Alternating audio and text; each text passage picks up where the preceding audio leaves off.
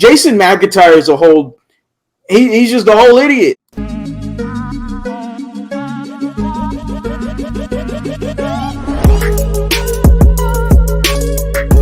What is going on, everybody? Welcome back to a brand new episode of TheLead. Your host, as always, Harley Dugan. We are here right now, and we're here to react to TheHerd. And at this point, it's pretty funny that people still don't understand or realize what the Houston Texans, A, are doing, B, they don't give a damn about the situation, and why should they? The Houston Texans have been a laughingstock for the last 2 years. Okay, we can agree that this team has been atrocious.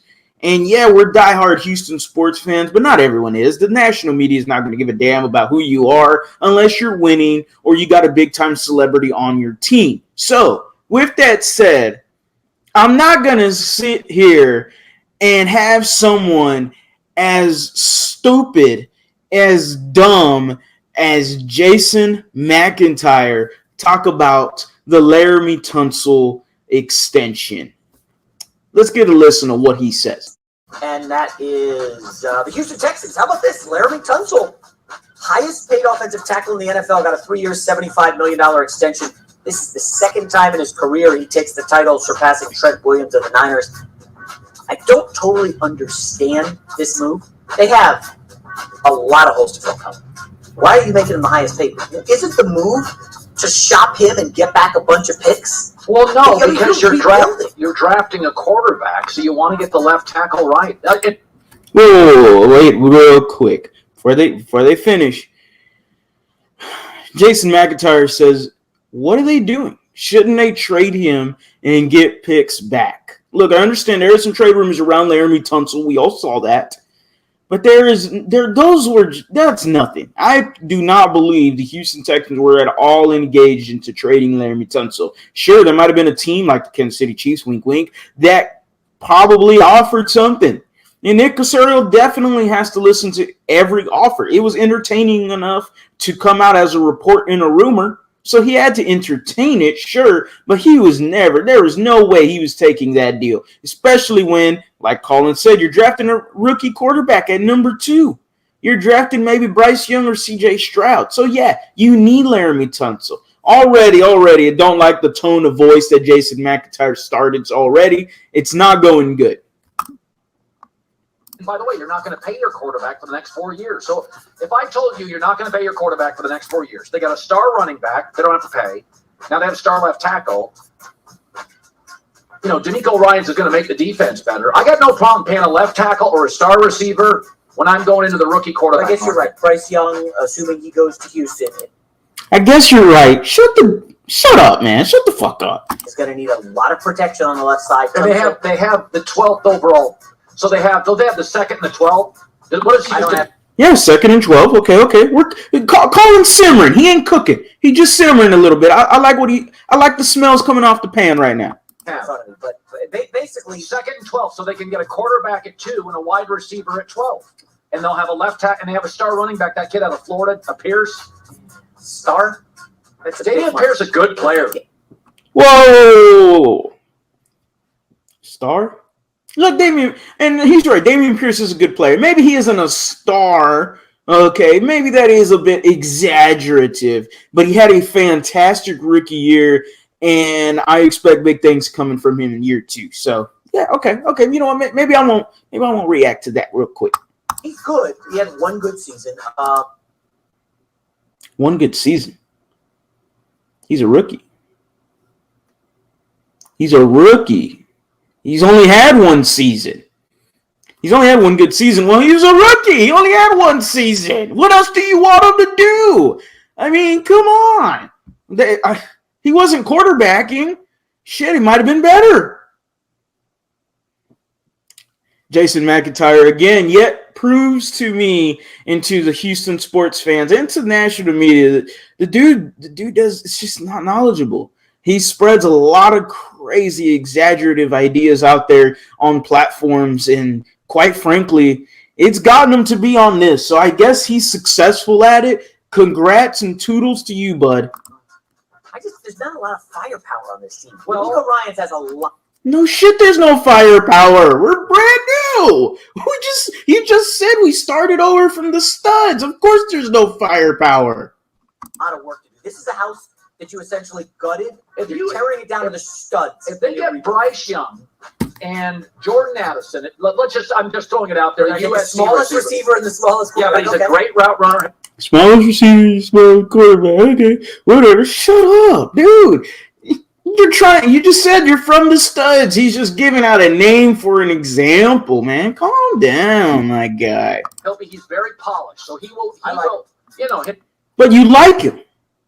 Then what was the previous comment for? I mean, he will play early. He's not a kid that's raw. But the problem is he's going to be your number one. Well, All I'm saying is, I get him, Bryce, the back, a left tackle. D'Amico will make the defense better. That, at least it feels optimistic. Look, Colin's cooking a little bit here now, okay? He was simmering at the beginning, a little butter in the pan, little onion, little mushroom, Now he's cooking, okay? Now he's got the hamburger patties on there. He's got the cheese on there. The buns are toasting in the back. Hell yeah, Colin right now is cooking. I have no problem in what he's saying. Jason McIntyre.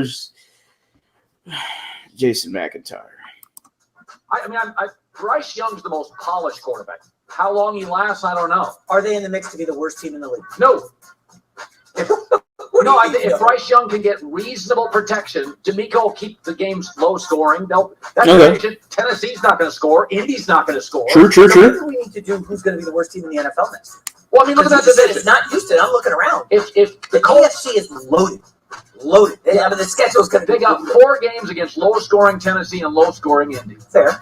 They'll be in those games. They took Kansas City to overtime last year. One game. Well, you play 17 individual NFC games. If they play in the NFC, I think they would be in the mix to win.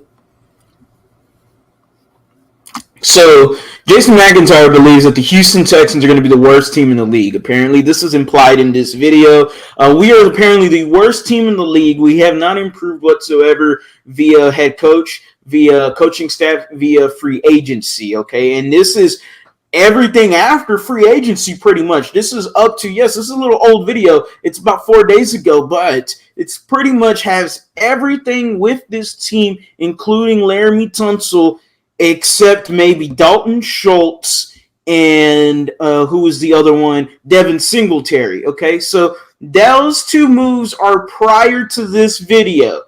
Still, without those 2 moves, the Houston Texans, they have still improved a lot this offseason, and they are not going to be the worst team in the NFL. To even have them in that conversation is pretty hilarious to me. I think the Texans are sure going to win 5-6 games maybe, but they are not the worst team in the NFL. Sure, they can look like a bad team. They can look like one, but it doesn't necessarily mean you're the worst team in the NFL. The Lions only won, 3 games 2 years ago? But they definitely did not look like the worst team in the NFL. They drafted Aiden Hutchinson. They had a solid to good head coach right now in Dan Campbell who motivates the players. The Texans hopefully could follow that system and be something special. The Jets, sure, they look like a bad football team, but with improvements in the offseason, yeah, Zach Wilson didn't pan out. They still went 8-9, 9-8 or whatever, and they still like a competent football team. That's who the Houston Texans could be. Maybe not 9-8, 8-9, but 5-6 wins this year is easily something I could see the Texans claiming to. Jason McIntyre is a whole He's just a whole idiot. Let's be real. He doesn't understand what the Houston Texans have been doing. He doesn't know what we're doing. He hasn't seen the improvements that we have seen as fans. It's just a guy that doesn't know what's going on in the city and feels like he can just speak from an outside perspective. Oh, let me look at the history of the Houston Texans. Oh, yeah, when I last saw them, they traded away DeAndre Hopkins, and they traded away Deshaun Watson, and they got rid of all these guys, and now they're just a bunch of dummies over there, and they don't know how to play football. That is his mindset. Instead of actually, if you're going to get on this show, if you're going to get on The Herd with Colin Cowherd, who, credit to him, who I'm not a big fan of as of a few years ago, I'm not a big fan of Colin, but he's giving the Texans their props. And if you can grab anything from this video, it's the optimism that Colin Cowherd is showing to the Texans fans, to national fans. Hey, maybe the Texans are on the up. They're going to listen to Colin more than this bozo Jason McIntyre. I'll tell you that right now.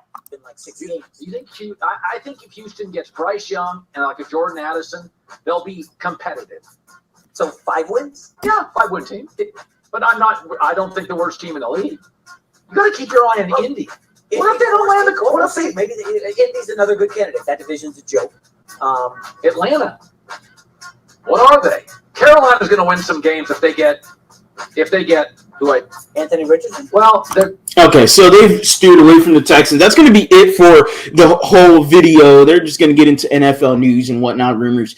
Jason McIntyre is a whole idiot. There's nothing new that you've learned in this video. There is national media talking heads that absolutely have no clue what they're talking about when they specifically go from a team that they don't see from a day-to-day basis. This is the Lakers. If this is the Kansas City Chiefs, if this is the Philadelphia Eagles, or someone that is constantly talked about in national media, then sure, he might have a decent to good idea on what the football team might be this year. But when it's the Texans, even the Panthers, someone else that's a bottom tier teams, all of us that have been losing in the laundry heap, they don't know what the hell they're talking about. Jason McIntyre is a whole bozo. He doesn't know what the fuck he's talking about.